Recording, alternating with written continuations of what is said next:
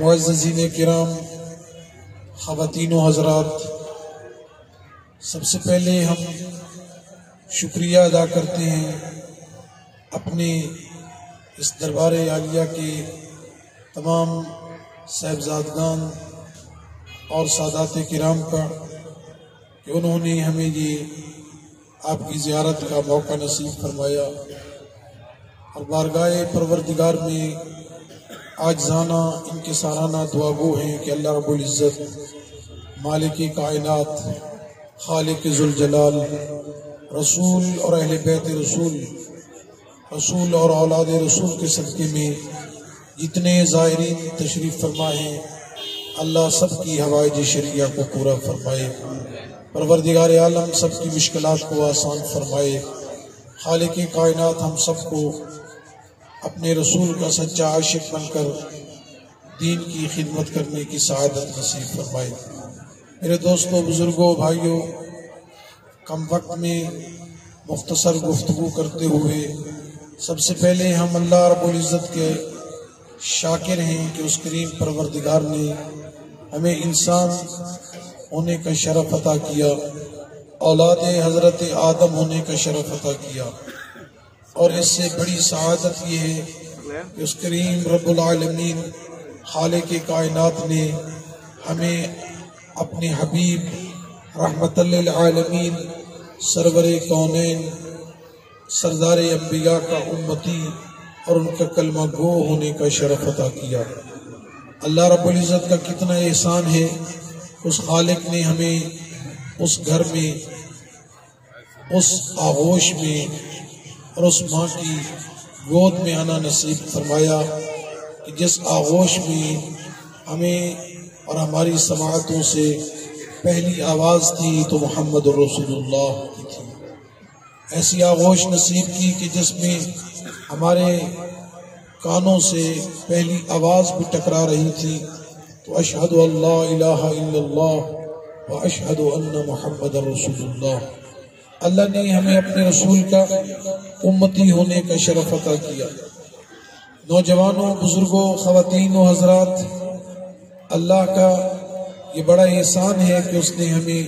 انسان اور انسان مسلمان ہونے کا شرف عطا کیا، لیکن اس سے بڑی سعادت اور اس سے بڑا احسان اور اس سے بڑا شرف جو مالک کائنات نے ہمیں بخشا وہ یہ کہ پروردگار عالم نے ہم سب کو یہاں پہ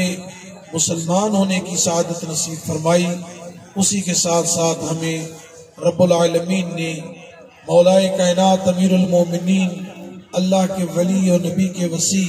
حیدر کرار کی ولایت کی سعادت نصیب فرمائی۔ خالق کائنات نے ہمارے دلوں کو نور ولایت اہل بیت سے منور فرمایا۔ بزرگوں اور دوستوں،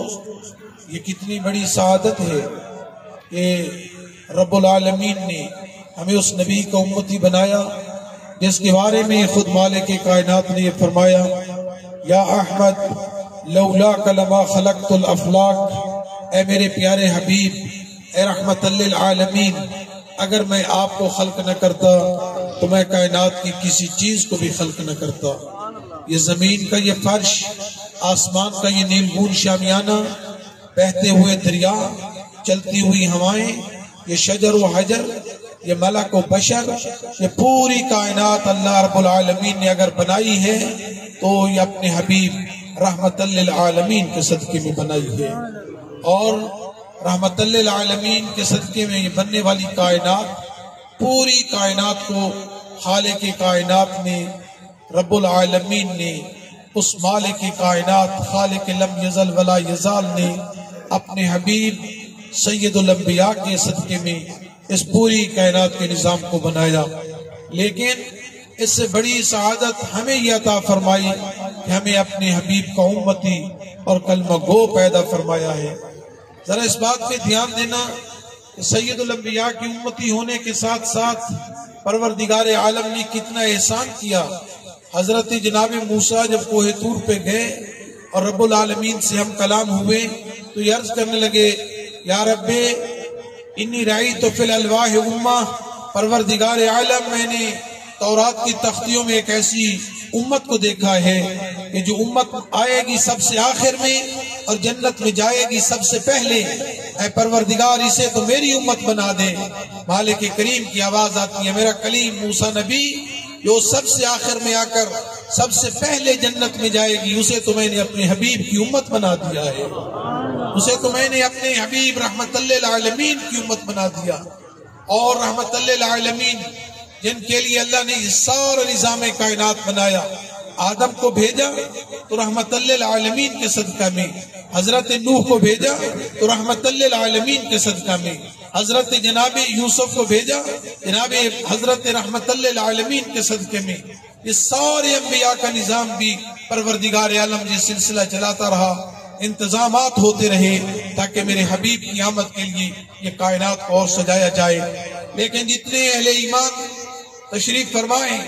میں آپ کے ذوق ایمانی کے لیے ایک جملہ کہوں گا. یاد رکھو جس کے لیے اللہ نے انتظام کیے وہ اللہ کا حبیب 63 برس کی ظاہری زندگی گزارنے کے بعد اس دنیا سے چلے گئے. آج کا مسلمان پوچھنا چاہتا ہے کہ پروردگار عالم تیرے حبیب کے چلے جانے کے بعد یہ کائنات کا نظام باقی کس لیے ہے؟ یہ زمین کیوں ہے؟ یہ آسمان کس لیے ہے؟ یہ ستارے کیوں ہیں؟ یہ چاند کیوں ہے؟ یہ سورج کیوں ہے؟ تو نے تو فرمایا تھا کہ میں نے سب کچھ اپنے حبیب رحمت للعالمین کی محبت میں بنایا. جب تیرا حبیب چلا گیا تو یہ نظام کائنات باقی کیوں ہے؟ مالک کی آواز آتی ہے دنیا والو آج بھی اگر یہ نظام کائنات باقی ہے تو سمجھ لو ابھی نور مصطفیٰ باقی ہے,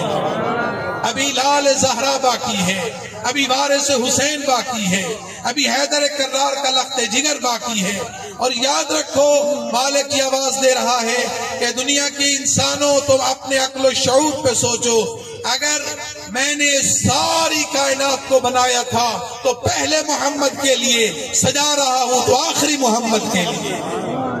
لہذا یہ پاک ہستیاں ہیں جن کا تعارف رسول اللہ نے اپنے کلام میں بار بار فرمایا, اور مالک کی کائنات نے بھی یہ اعلان کروایا کہ اے میرے رسول اپنی امت قیامت تک آنے والے لوگوں کو یہ پیغام دے دو کہ اے میرا کلمہ پڑھنے والوں میں نے جتنی بھی کار رسالت کو انجام دیا, نبوت کے لیے تکلیفوں کو برداشت کیا, اگر تم میری اجر رسالت دینا چاہتے ہو, اگر تم مجھے رسالت کی اجرت ادا کرنا چاہتے ہو, میں کچھ بھی نہیں مانگتا. اگر میں اجر چاہتا ہوں تو یہی ہے کہ میری اہل بیت سے محبت کیا کرو,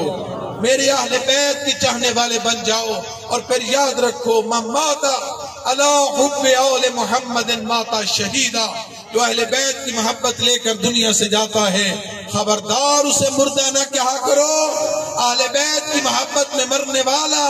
راہ پروردگار کا شہید ہوتا ہے, وہ تو زندہ ہوتے ہیں. اور پھر فرمایا من ماتا علی حب آل محمد جعل اللہ قبرہ مزار ملائکۃ الرحمہ, جو اہل بیت کی محبت لے کر دنیا سے جاتا ہے رب العالمین ان کی قبر کو ملائکہ رحمت کی زیارت گاہ بنا دیتا ہے, ملائکہ کے لیے مزار بنا دیتا ہے. شب روز ملائکہ ان کی زیارت کے لیے آ رہے ہوتے ہیں. لہٰذا یہ تو محبت اہل بیت کی اتنی عظمت ہے, حب اہل بیت کی اتنی عظمت ہے. اس لیے سید الانبیاء سردار انبیاء رحمت للعالمین نے جب تعارف کرانا چاہا